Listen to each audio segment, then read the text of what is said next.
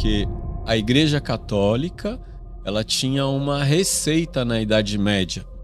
A receita dela dizia assim, que só havia salvação dentro da igreja. Isso era um dogma da Igreja Católica. É por isso que em 1845, Hippolyte Léon Denisard Rivail, que é o Allan Kardec, nessa época, Kardec falou: não há salvação fora da caridade. Ele estava brigando com a igreja, porque a igreja dizia que não há salvação fora da igreja. Então o Kardec falou: não há salvação fora da caridade.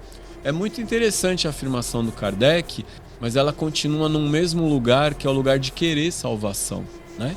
Então é um lugar salvacionista. Mas no Concílio Vaticano II, na década de 60, fez o Concílio Vaticano II, e no Concílio Vaticano II, precisa de um concílio para mudar um dogma da igreja, foi no Concílio Vaticano II que a Igreja Católica admitiu que Deus é maior que a igreja.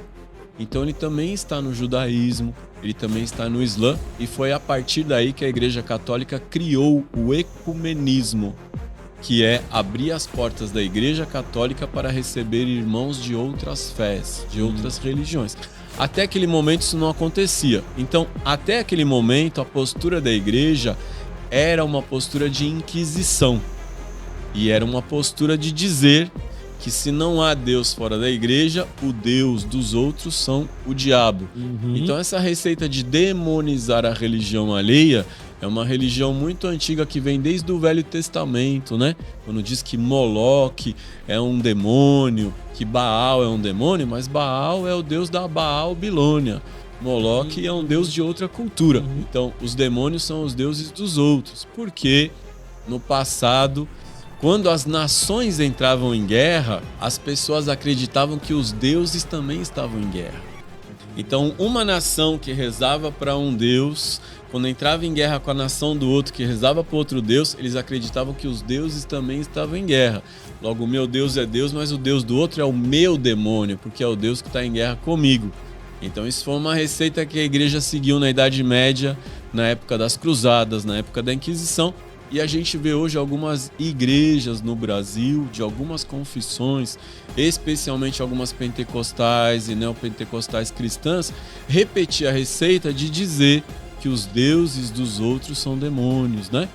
Então é assim que algumas pessoas se tomam a liberdade de demonizar a religião alheia, que é um ato de intolerância religiosa, e quando isso acontece em relação às tradições e religiões de matriz afro-brasileira, você tem um caso de racismo religioso, tipificado pela lei, qualificado, aonde o Dr. Edio defendeu e ganhou muitos casos. Então, quando uma pessoa tem uma atitude de intolerância religiosa, como quebrar publicamente os nossos símbolos religiosos, né? Da Umbanda, do Candomblé, do Terecô, do Babassuê, da Encantaria, da Jurema, do Tambor de Mina, de muitas confissões religiosas de tradição de matriz afro-brasileira, parece que é uma terra de ninguém, mas não é assim, né? Nós temos muitos órgãos que trabalham em nossa defesa em favor dos nossos símbolos religiosos, que são tão importantes quanto a cruz para o cristianismo, quanto uma imagem de Maria, né? Para alguém que é alguém que é um mariano, né? Claro. Então é importante ter muito respeito, né? Preciso ter respeito. Quando tem uma atitude então alguns desses órgãos se movimentam, e o Dr. Ed é uma das pessoas que mais se movimenta, e ele é responsável pelo IDAFRO, né? Que é um órgão de defesa das religiões. Ele sendo só uma pessoa, como que todos podem acessá-lo? Porque é difícil, você tem que ir atrás de outros advogados, e tudo bem. O Dr. Ed não é só uma pessoa, ele é o responsável pelo IDAFRO, que é uma grande organização. Então as pessoas pode procurar sempre a IDAFRO. Deve procurar o IDAFRO. Tá. Mas as pessoas não devem procurar quando acontece uma intolerância. Elas já devem procurar se filiar ao IDAFRO, ter uma ligação com o IDAFRO para contar com essa proteção, né? Então o Dr. Ed, ele não é só uma pessoa, né? Ele tem um grupo, um corpo jurista de muitos outros advogados, e eles estão à frente dos maiores casos de intolerância religiosa no Brasil, contra algumas pessoas muito conhecidas, inclusive. Eu acho que não é o caso de eu mencionar o nome de ninguém aqui, né? Tá. Você, enquanto você relatava sobre essa questão da intolerância religiosa, e você citou algumas questões na Umbanda. Eu queria que você me explicasse, por favor, porque, como eu falo, né, sempre que você vem aqui, aliás, você me ensina muita coisa, você me esclarece muita coisa que às vezes eu tento entender de uma maneira ou de outra, mas é tanto... Eu não sei se eu citei da outra vez que os meus filhos, eles brincam com as figuras da minha esposa, são os bonecos de super-herói, né? Sei, porque como se fossem as imagens. Sei. Como se fossem os santos da Igreja Católica, mas como tem, e eles são... As figuras, as imagens são muito bonitas e muito atraentes, então... Os orixás. Os orixás. As entidades, os orixás. Mas eu queria que você me explicasse sobre a Jurema. O que é a Jurema? Como funciona? Qual a importância? E o que é? O que acontece? Jurema é o nome de uma árvore. Tá. Né? Essa árvore ela é típica do Nordeste brasileiro. Então ela é muito presente ali na região do Pernambuco, é muito presente na região do Alagoas. E a Jurema, ela é tão importante para as culturas indígenas do Nordeste, quanto a ayahuasca é importante para as culturas amazônicas. Então, assim como a ayahuasca é muito importante para muitas etnias que estão ali na região do Acre, dos Amazonas, a Jurema é muito importante aqui no Nordeste, né? Para os Funiô, para os Cariri, para os Chocó, para várias tribos que estão ali no Pernambuco, no Alagoas, né? Minha esposa é alagoana, é daquela região ali também, né? Inclusive tem uma raiz também, ameríndia, a Naire, né? Minha esposa. Dentro dessas tradições, por exemplo, os Funiô, eles fazem um ritual de 3 meses com a Jurema. Então, quando houve esse fenômeno que foi chamado de colonização, que na verdade foi a invasão, né, dessas terras aqui, quando chegaram os portugueses, eles tiveram contato, né, com essas tradições e com essas tribos.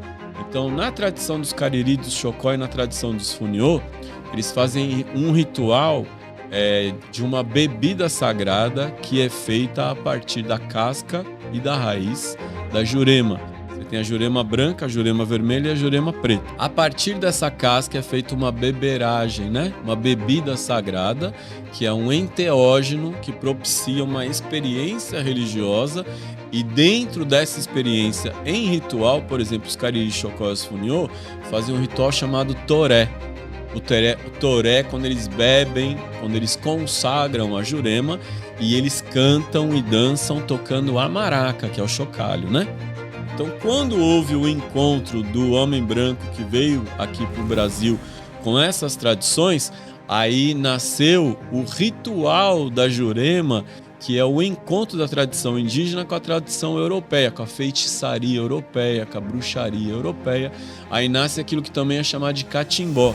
Catimbó é um outro nome para chamar essa Jurema, que é uma tradição euro-ameríndia e que depois começou a absorver muito da cultura africana também, de matriz africana, mas ela nasce a partir do contato dos indígenas com o europeu. Então nasce a linha da Jurema, a linha dos mestres da Jurema. E aí você tem mestres da Jurema muito conhecidos no Brasil, como o seu Zé Pilintra.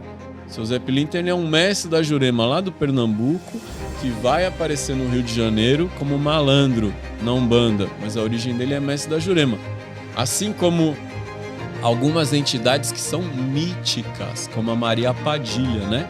Maria Padilha, ela foi uma rainha, né, na Espanha, né? Maria Padilha dizem que ela foi amante de um rei espanhol. Na verdade, ela era namorada desse rei espanhol, e esse rei espanhol não podia casar com ela porque ela não era de uma família nobre, e ele casa com uma branca. E aí depois, quando a branca desencarna, a Maria Padilha desencarna, ele pede para enterrar a Maria Padilha como uma rainha. Então ela é tida como uma rainha. A figura Maria Padilha é mítica. Ela teve presença num convento na Espanha. Tem uma história maravilhosa na Espanha. E aí esse imaginário popular de uma mulher que se tornou amante de um rei, que na verdade ela não era, né? De fato uma amante, da maneira como fica na nossa mente, assim, né? Que já era namorada dele antes. Então ele amava essa mulher, né? E aí isso chega no imaginário popular Lá na linha dos mestres da Jurema, então a Maria Padilha também incorpora como uma mestra da Jurema, uma rainha da Jurema, e depois que ela vai aparecer como Pombagira na Umbanda. Então tem figuras muito míticas assim, né? Aí tem muitos outros mestres, né? Mestre Carlos, mestre Tertuliano, mestre Caolho, mestre Bentivi, mestres conhecidos. E na Jurema, que é essa linha de mestre, também incorporam também caboclos, pretos velhos, né? E é um trabalho muito parecido com a Umbanda, o trabalho da Jurema, porque você incorpora os espíritos, mas incorpora num ritual diferente. Porque na Jurema, o instrumento É o chocalho. principal é a maraca. Não é o atabaque. Não é o atabaque, é a maraca, que é o chocalho, e o cachimbo, que é chamado de marca. O cachimbo da Jurema, ele é feito da árvore da Jurema ou ele é feito do angico. E o cachimbo é utilizado para defumar. O mestre juremeiro vira o cachimbo ao contrário para defumar as pessoas. Antes de abrir uma mesa de Jurema ou um ritual de Jurema, todos bebem a Jurema, acendem os seus cachimbos e começam a cantar para os mestres, começam a cantar os linhos, que são os pontos cantados, né? Canta: Senhores mestres do outro mundo e desse mundo também, me dá licença, senhores mestres, na hora de Deus, amém. Ô Jurema encantada, que nasceu em frio chão, dai-me forças e ciência como deste a Salomão.